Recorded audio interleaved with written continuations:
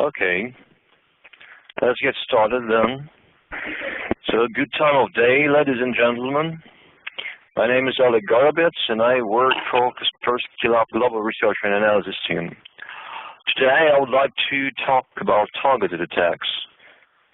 It draws much attention from the media nowadays, and with certain tech names becoming probably as famous as some rock star's new album.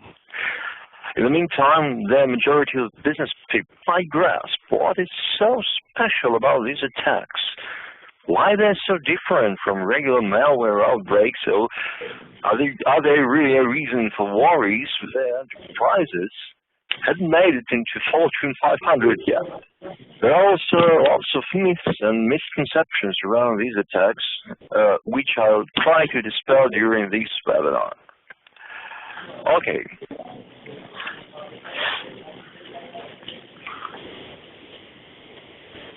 Let's start with the basics. The difference between the attack, its directors, and instruments they're using. So, here is our micro-glossary. So, the actor, the person or people group behind a series of attacks, carrying and directing them. So, one actor may be responsible for many attacks, well-known groups, actors can be named such as Slovsek or Duku, Red October, but so far, actor is not equivalent to a toolset. The toolset is a suite of software and sometimes even hardware used in a particular targeted attack. Consists of both malware and illegal programs. So one good example could be, the Carbonac, well-known banking APT-used administration program, legally available, called AME Remote Admin as a part of its tool set, not only malware. And the targeted itself is a less much like an espionage operation involved in Bondiana style, targeting certain goals within victims' IT infrastructure, be it espionage, sabotage, or something else. Good example could be one of the late Duku Teru, which was the second well-known attack by Duku Group.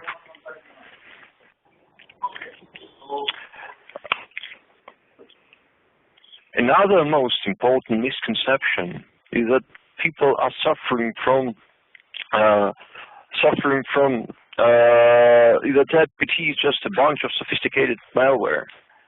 This, in fact, it is far from being true. The attack is, as I just told, lasting time and actually directed by its operators.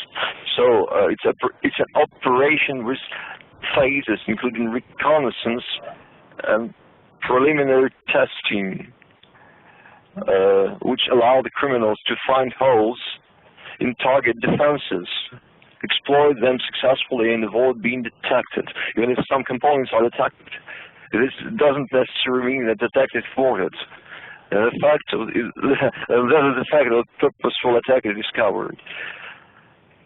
So, initial penetration utilizes the knowledge obtained during the previous phase to make the use of SPAD toolset, which needs to be as efficient as it can be for sidestepping and overcoming existing defenses. If initial penetration was successful, the operators go for the next stage, downloading additional tools, exploring the surrounding and moving laterally, creating privileges and taking control of the key elements of the system that would allow them to do what was. And the next stage was, it's execution. That could mean data exfiltration, sabotage, or some other more subtle activities that are beneficial for the attackers, but not so beneficial for their targets. That doesn't mean that this is the end.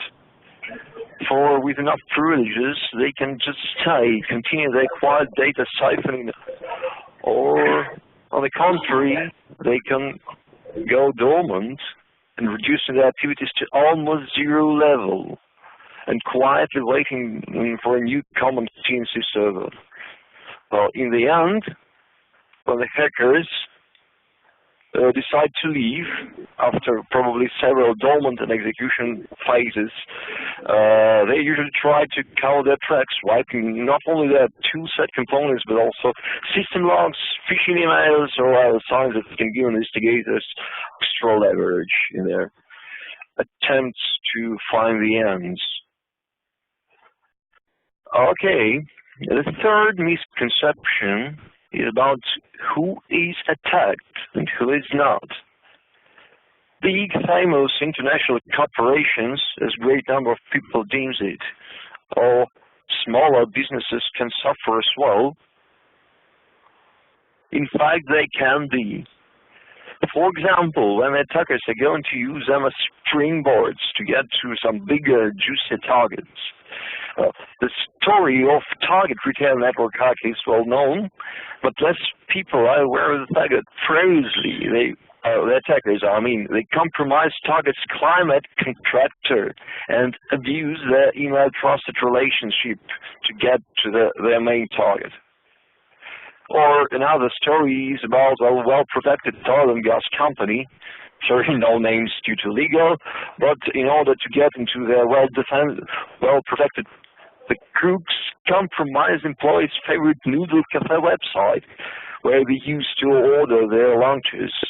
Well, the classic water hauling example came, ordered their noodles, and got infected in a way, and hence the infection was introduced into the perimeter. Pay attention that two mentioned companies, smaller companies, were not final targets. But then again, who can be? Okay, you can have the criminal attention in, well, many cases. For example, if you are processing large volumes of personal data, by the way, that kind of data is, well, used as some kind of black market currency. Being sold and bought and, well, changed for things, some kind of, well, black market currency. Okay, constantly working with large financial transactions on a regular basis. That's very natural. Where's money? There's interest from cyber criminals. Having unscrupulous competitors. Market can be a very harsh place to live in. Therefore, there can always be some guys who are willing to use not that honest methods in the market. Innovative, of course, where the technological or business know-hows that draw active, acute attention from the crooks. So, of course, just large, because we're large companies, there are lots of different data, including personal data, financial data, and everything that can be harvested. And strategic, well, say strategic, just that. The interest is always high about these topics. A good example, by the way, the target diversity can be seen in the story of Wall Neutron Group attack. These mercenaries, they started really high, hitting some big names in 2013. You can recognize the logos. These attacks include Apple, Facebook, Microsoft, Twitter, really high names. But then the next coming wasn't that spectacular, but much more diverse, screening great range of different targets in 2014, including healthcare, Bitcoin exchange companies, investment, real estate, even some beverage plant. So you can see, you just don't have to be famous to have something worth stealing. Be personal, financial data, or some business critical secrets, know-hows, everything.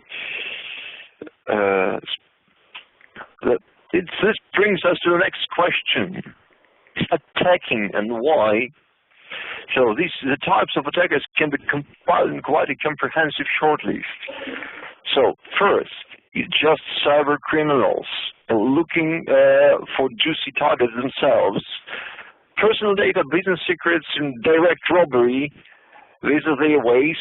Usually they're in this business for plain and fast monetary gains. And the more simple and quick it means the best for them. They may develop that to themselves, but the cases, well, those guys are just a little bit better than script kiddies in using slightly modified tools of the market. Another uncommon. Second is a more recent trend, the cyber mercenaries. The guys who are offering their services for money. Their clients choose victims for them, and yes, these guys work for money, but their targets may be wildly different.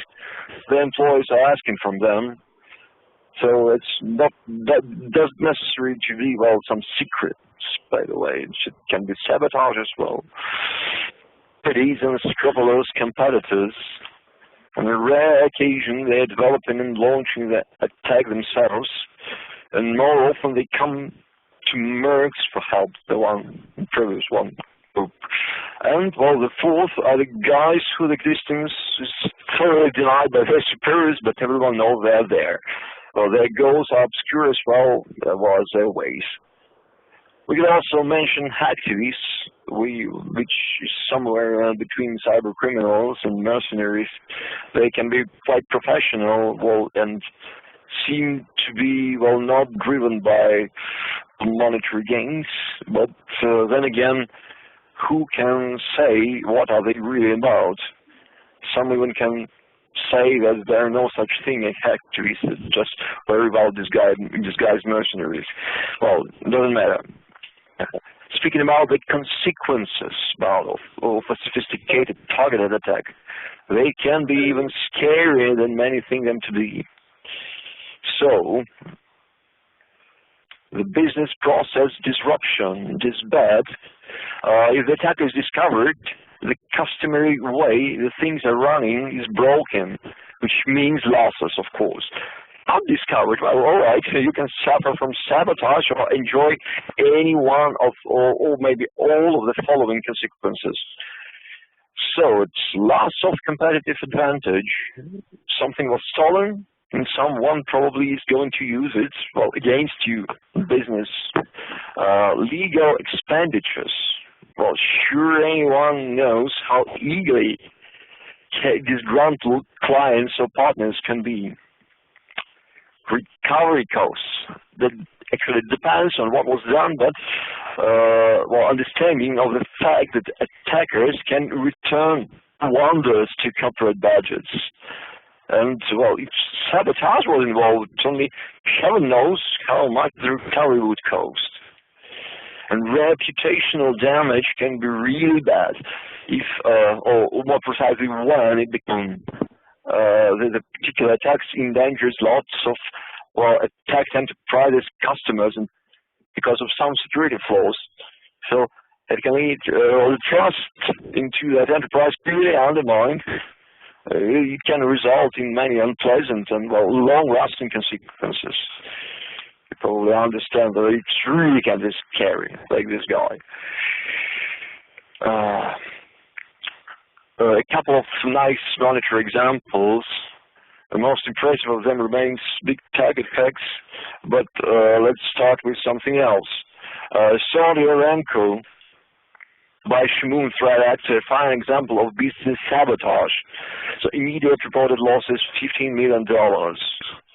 So a great big bank robbery operation named Carbon Act, already mentioned before. More than 100 banking institutions attacked and a total sum of more $1 billion lost. An average sum of direct loss for one bank was around 7 million. The total of 10 million was stolen just using banks' own applications. So there's just the wonders of direct remote control.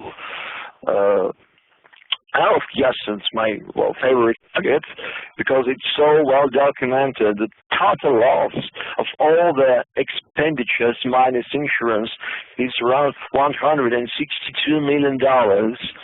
with 10 million spent only for individual compensation, so the numbers can be amazingly high. All right.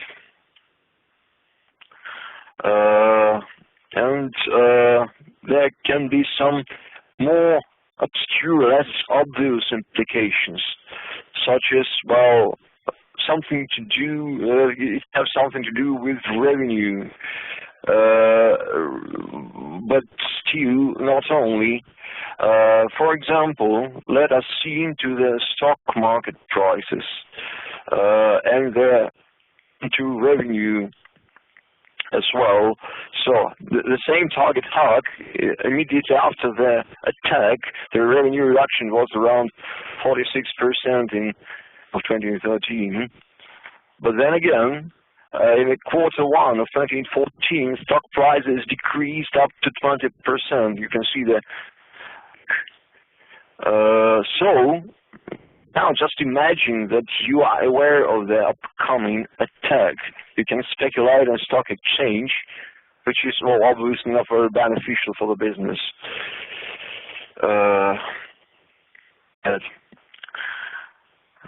Stock exchange speculation can be as well. Let's have a word about some techniques worth bearing in mind. Social engineering, probably the most powerful thing in the world. It is being used not only in hacking, but also in politics and everywhere. Just different. And so the trick, but still, governments are overthrown using it, so when applied to IT security, it should never be underestimated. Just, well, you're receiving a letter with some link or attachment, just go there and get infected, and everything goes along the way I was talking previously. So, water hauling, very popular as well. Remember that Noodle Cafe? Well, finally site popular with targets employees, charge it with some exploiters and malware, and, well, they just come and get infected in no time. Well, in case, well, there is no one to tend for their vulnerabilities in their software. And then again, there can always be 0 days. Using portable storage, somewhat old-fashioned, but from time to time it does a job. If it does a job, why not? Sometimes it can be, well, not just storage, not really a storage. There were some stories about, for example, compromised printers. You know, the printers can, well, have the drivers with some internal storage. Even Equation APT group that you have the capability of infecting hard drive firmware, which is extremely unpleasant, for it's extremely hard to detect using conventional means. Well, and yes, physical intrusion is, well, so damn trivial that some people don't think about it from IT point of view. And then it goes like this: can you buy CD from this USB stick? Or something like that. I'd like to cheer my colleague, Dave Jacoby, who did a series of experiments, this purely social, just interacting with some institution physically and gaining access to many resources, doing almost nothing. People were offering them well, access, actually. So it's proved that a government agency and people can be equal. So even what can you say about commercial? Okay, well, then again, what are the key findings out of all these stories I just told you? So the first finding is that every enterprise can actually become a target of a sophisticated attack. A matter of time when you shouldn't think about will I be attacked. You will be, just when. So you have to be prepared. Human factor is the most dangerous ever in every IT infrastructure. That's why multilayer security is so important, and the process of raising the awareness of it is so important. A targeted attack is a process, not just a bunch of wildly thrown malware. It's thoroughly planned, tested at simulacrums of actual security systems and directed by living operators.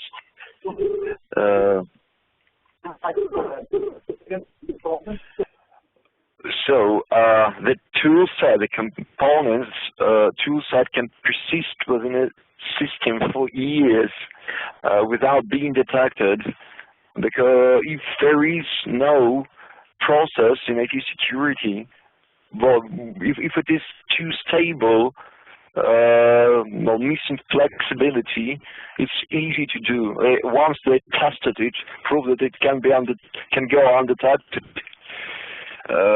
And the most important, probably, several disconnected solutions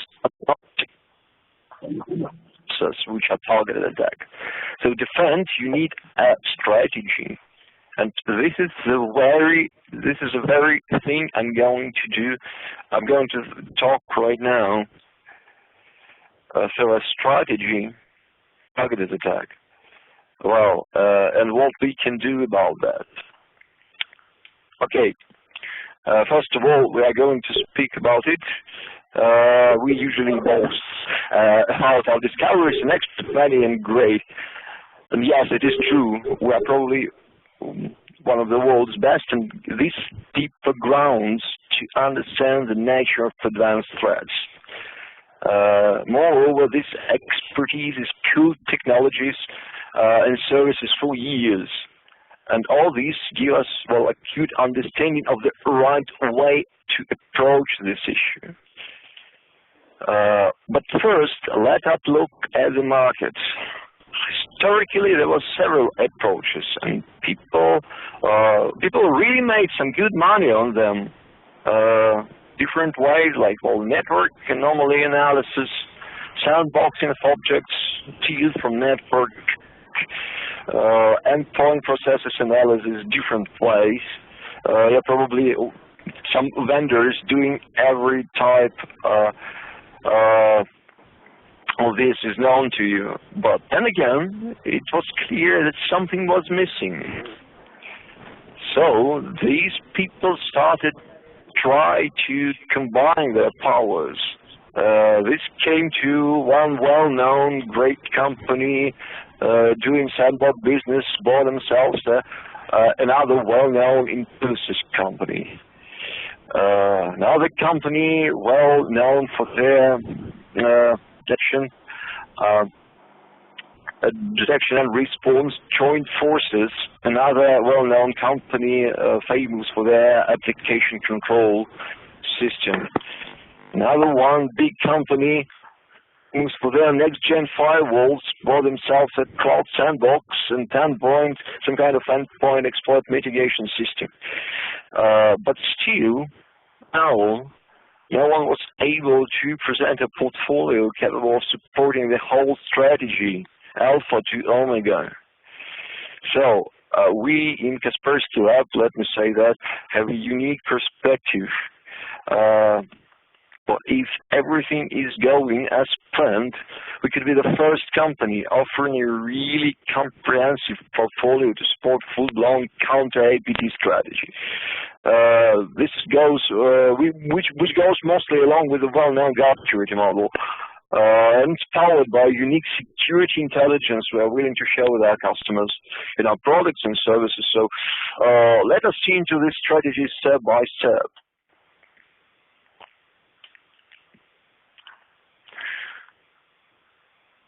So the first thing is prevention.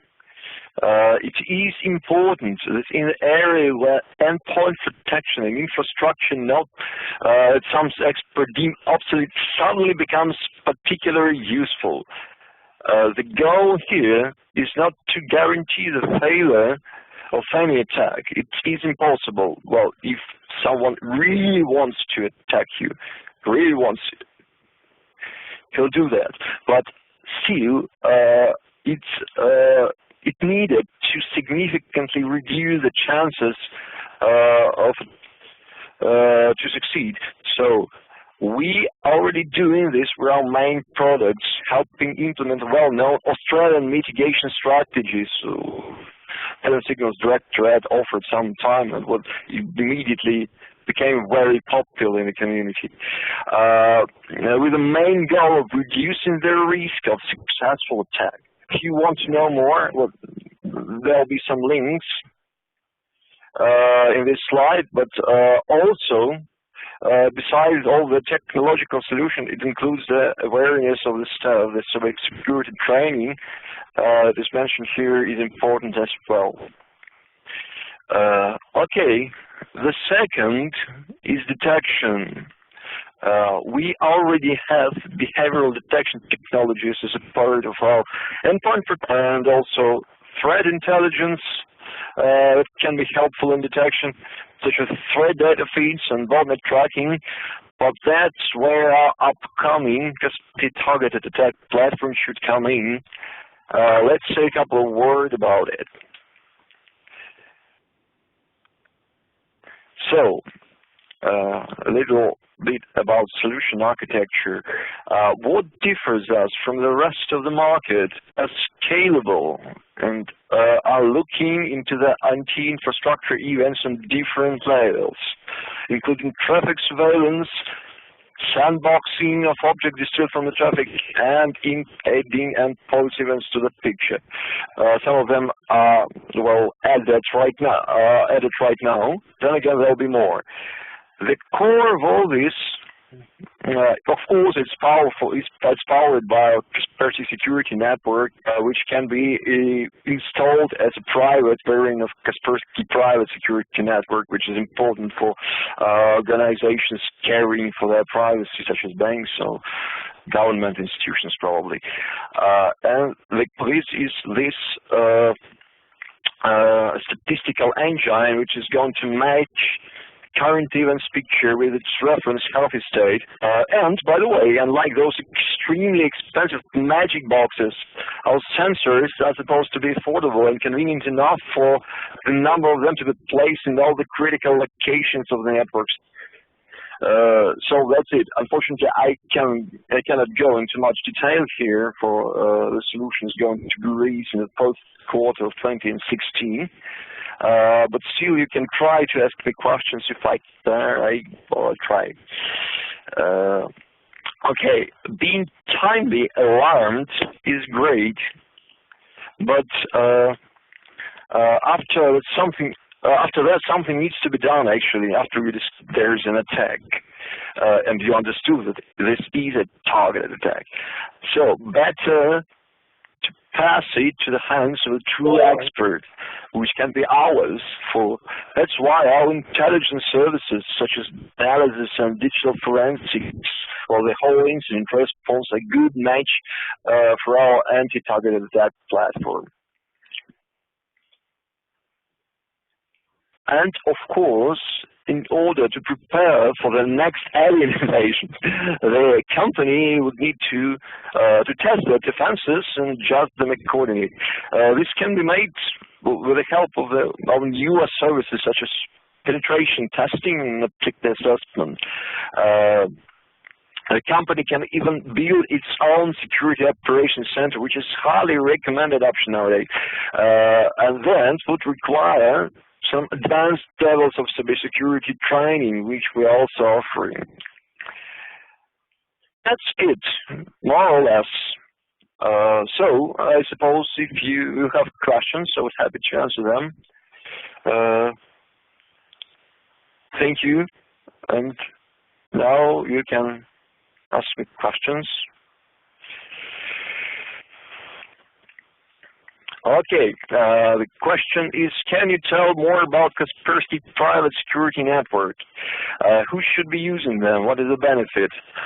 The big concern for many businesses and government institutions is that some bits of information are being relayed out from their IT infrastructures somewhere to Kaspersky and everything.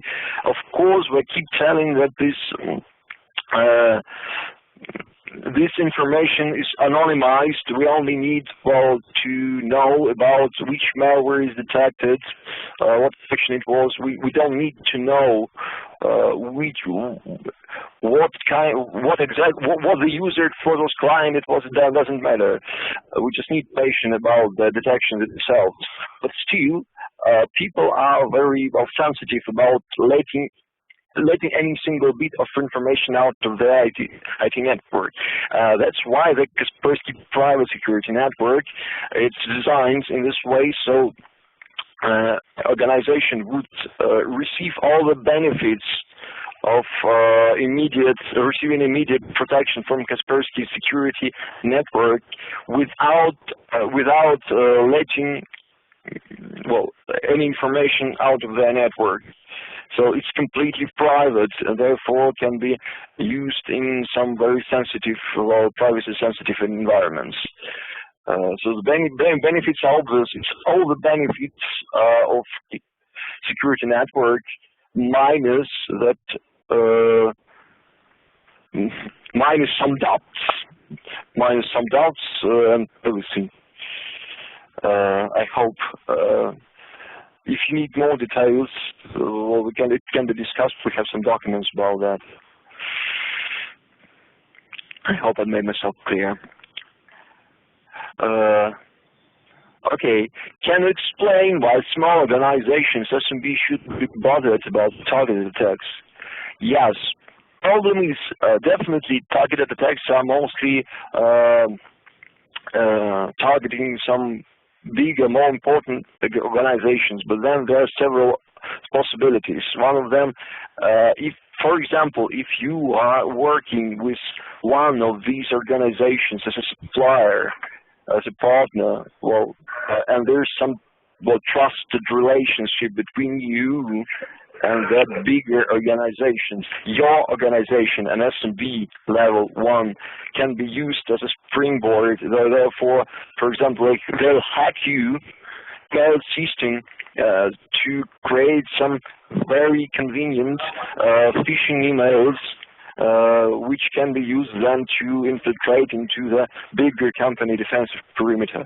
And then again, the size of the company doesn't always correlate with the all the secrets it can be holding. There are some very little companies that are possessing some very sensitive, very expensive secrets, processing big amounts of data, important data, and therefore your organization dealing with important things can be attacked.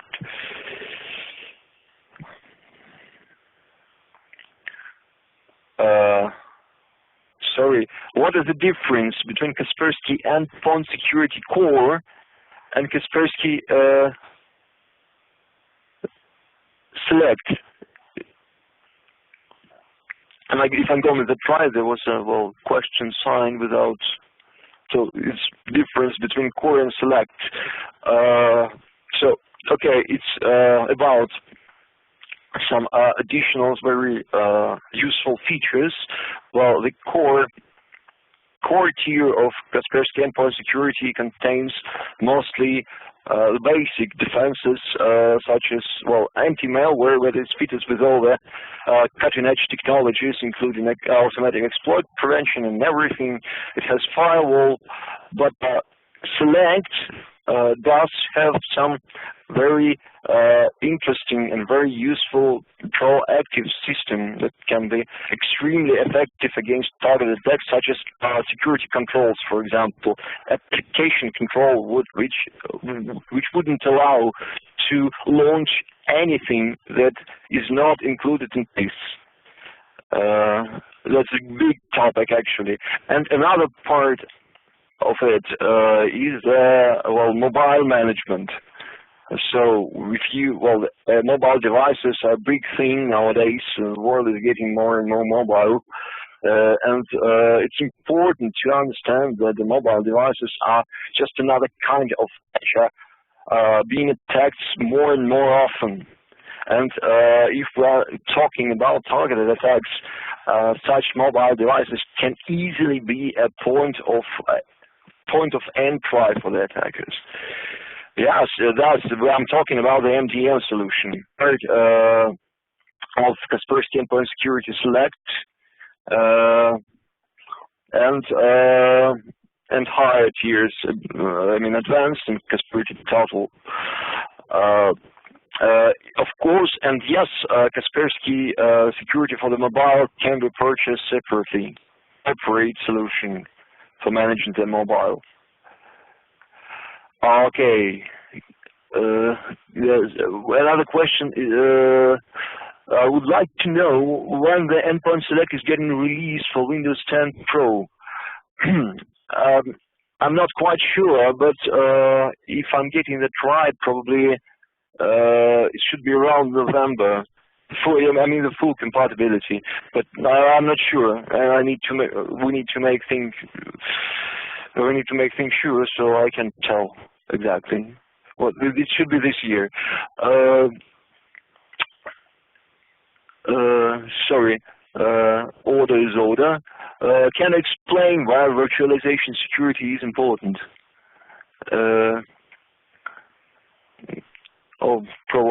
There's a question, extra questions about Windows 10. Yes, with extension for this period, the Endpoint Select was purchased for Windows 8 and doesn't work with Windows 10. Yeah, I suppose you need to address our sales guys. So if you're hearing that, you probably should help those guys. Okay. Why the virtualization security is important. Two main things. Let me have it as simple as I can. First thing, the attack surface for the virtual systems it's really bigger than the one for the real physical systems. In many cases, it has the same vulnerabilities as the physical systems, but then again there are some extra peculiarities that should be addressed. Therefore, for example, of course you need to protect virtualized systems. It is out of question. Don't hear anyone who tells you the virtual systems are more secure. They're not. But you just cannot. You are not recommended to use desktop-grade non-virtual because you can suffer from many problems such as storms, update storms, scanning storms, compatibility problems. The resource consumption is much greater because single virtual machine should hold the whole engine within itself, the whole database, and each core produces some noticeable amount of activity. And just imagine if they all go into that all together within a single hypervisor. This can create really unpleasant situations about performance. Big question as well, to be discussed, but you really should go and think about virtualized solutions for virtualized system. Okay. How Kaspersky is different from other antivirus like Symantec and McAfee? Good question. Let me be as diplomatic as I can. We as well as Symantec and McAfee are all leaders, for example, in Gartner's and IDC's metrics. But still, there's one point we are usually like to emphasize. 2 points actually. First, that we are privately held company that has a great history in IT security and nothing more. We are focused, no mergers and acquisitions. Our R&D staff is bigger than anyone's. So we are technology driven, not immediate profits. We are seeing into the future. Well, and our chief guy is still a bird of great renown on a world scale. Of course, the biggest attack is still being discovered by Kaspersky lab, of loud attacks being discovered by us. And another thing I would like to notice, I'd like to take notice of, we are current leaders in independent testing. What does it mean? I had a particular slide. Unfortunately, I didn't include it into the presentation, but still, if you take the number of the tests, the whole number of independent testing companies participating in, and the number of wins, that means we are first places. We are number one. So you understand, I hope. When the biggest number of wins and the biggest number of the tests we're participating in. It does some difference. Targeted attacks are more sophisticated and advanced. What should be preventive measures from customer end? That I mentioned in my presentation. That it is to create a really comprehensive multi-layered security system within your infrastructure, covering as many weak spots as it only possible. Therefore, for example, you have your endpoints or workstations, you have some anti-malware running there. Is it enough? Probably not. So if you want to add some more resilience to your defense, you should probably consider adding some more advanced and more proactive technology, like using whitelisting and application control. So if there are the majority of the workstations on any given network performing on quite a limited number of operations. Therefore, if you are just limit the number of applications allowed to run there, you immediately cut down drastically the number of malware executables that can be run on that machine. And of course, the endpoints is only part of the story. All the other elements of the could be secured, such as gateways, mail servers, file server storages as well. And the awareness is very important for the human factor. Is always create a convincing phishing email, impersonating someone in charge, a top manager, and the employee is very likely to click onto the link, open an attachment. Don't underestimate social engineering. Okay.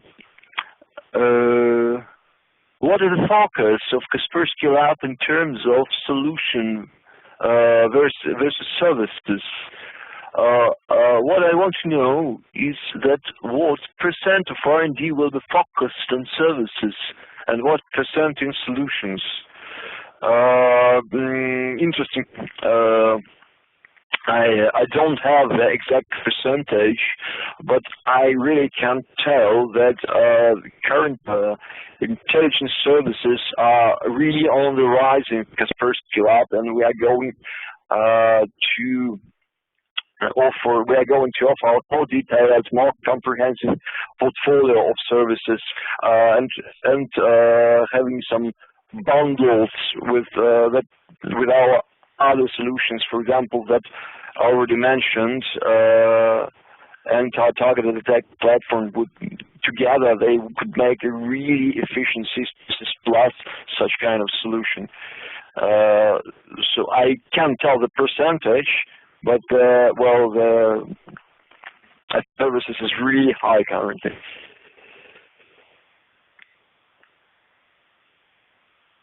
Okay. Are there any other questions?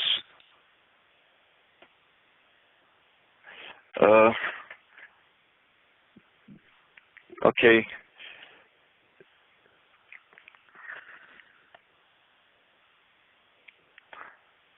In the meantime, you are trying to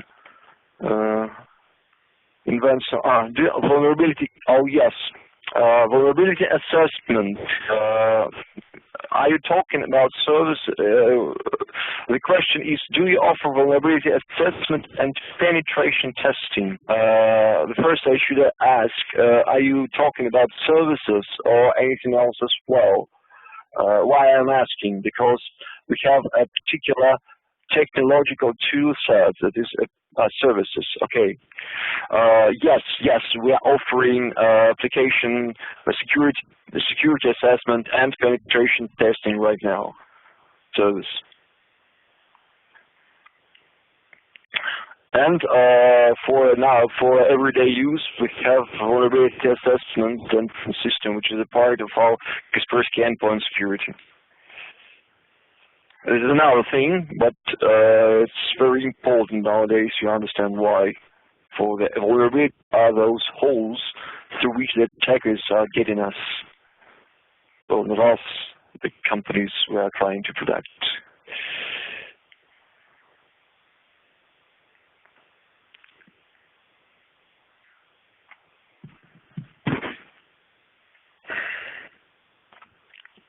Any other questions? Okay.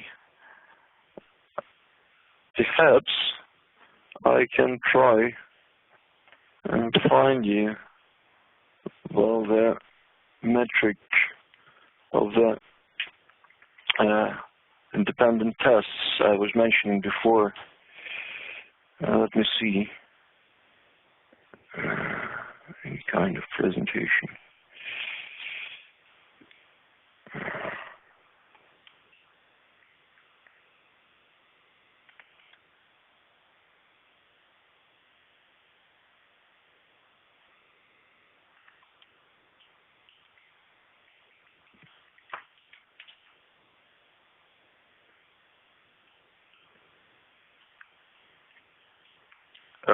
Is Kaspersky, so mentioned multi-layered approach to endpoint security. Can you explain a little bit more?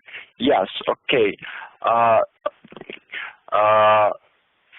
This multi-layerness means that, well, let me go into some fine example. Well, from fairy tales of fantasy, imagine a medieval castle that had been surrounded by a pool and then a moat. Well, some engineering defenses, catapults and everything, but still there are some, well, less obvious ways that attackers can use to invade the castle. That is why it is important to build the multi-layered system, cover the supposed pods several times. For example, going to the endpoint, we have anti-malware as a one layer, which is layered as well, including signature anti-malware, heuristic mechanisms, around mechanisms, different layers within a single anti-malware engine. But then again, going higher on a higher level, you can add some extra protection, proactive protection, such as, for example, whitelistation control, another layer that wouldn't allow to run executables that are not specifically allowed to run. Going higher, we have some perimeter defense, some gate running anti-malware, another layer. So we have infrastructure level, endpoint technological level within a solution that is protecting the endpoint. It's some kind of onion.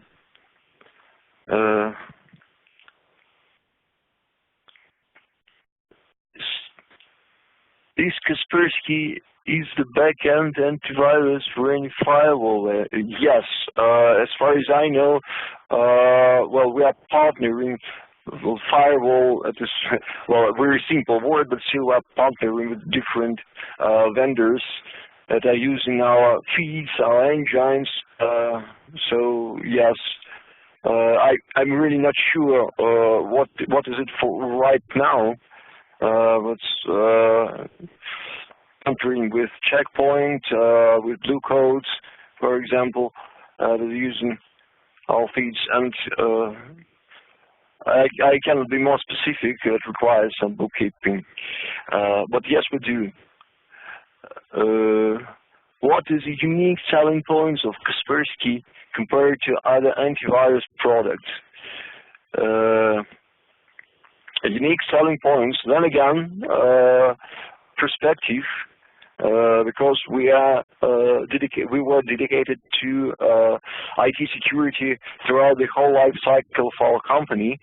We are privately held, and therefore, well, the shareholders cannot force us into immediate monetary gains, so we are driven by innovation and technology. We are looking into the future. We have the best company, best team in the world with quiz discovery, APTs, and sophisticated attacks. Therefore, our understanding of these matters are greater than anyone else. Well, we are known throughout the world. We are used working with both business and government institutions, and we are, well, number one in independent tests. That is a particular slide I was trying to dig out, but well, I can provide it to you later if you want to. It's really worth it seeing that. So it's really not one. There is no one single unique selling point for us. There is a whole bunch of them. We are using Kaspersky Endpoint Security 10. Does this product take care of targeted attacks? Aside for Kaspersky Endpoint Security is falling into the prevention or mitigation phase. What does it mean? It is an important part of the whole counter-APT strategy, but shouldn't be the only one if you really want to be ready for such attack. So it can greatly reduce the risks, and if used properly, if you really can make the use of purchase we're offering. For some guys are just reluctant to do that, well, thinking that, well, anti-malware is all right because one in tests and gets that much rewards, so okay, I buy the antivirus and that's it. That is not right, actually. The multi-layered security is important. This way, using Kaspersky Endpoint Security, you can repel lots of attackers even trying to perform it, such as one as some cyber criminals just looking for some place to get some easy money. But still, if you have really something of interest, or something really serious that draws acute interest from bigger guys, you really need a strategy, and it is include some other components such as the attack platform, for example, and complemented with services. Why do not Kaspersky enroll its product on NICS? This I cannot tell, so this is probably a question for you. Okay.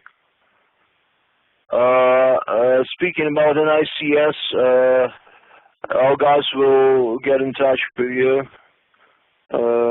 I just hope we will provide your contact to us.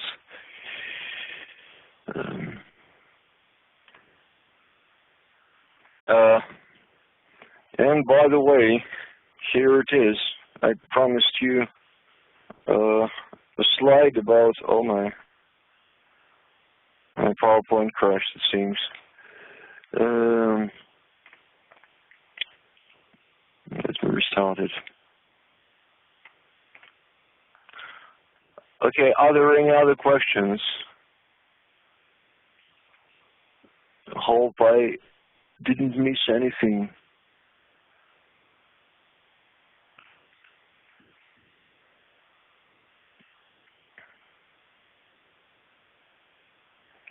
So, speaking about the independent testing, here is a slide from previous year that shows how to other vendors. Which we have another one which is from the current year. It's mostly the same. It doesn't very different, by the way. The numbers a little bit, but still we are far ahead. Let's say, okay. Do they have any network level product to prevent against targeted attack? Network level, yes. Our anti-targeted attack platform is network level. Plus is going to have some endpoints, some endpoint running technologies as well, feeding with information. Sorry. Okay. If you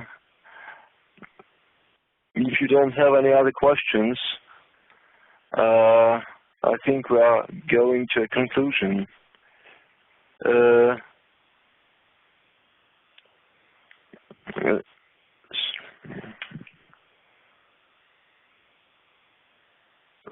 Sorry, I just told about network level product. Didn't you hear me? Well, anti-targeted attack platform is working on network traffic, and so this is a question. So for any other queries, you should write to us. Right now here is the address. I'm pasting it into the chat window. Kaspersky.com. Everyone who was promised some extra information, some answers, please write to us. And this address, sorry. Okay. So, ladies and gentlemen, thank you very much. I hope this was interesting for you, and I was happy to present for you and answer your questions. Come back again, suggest our topics for upcoming webinars. Thank you very much.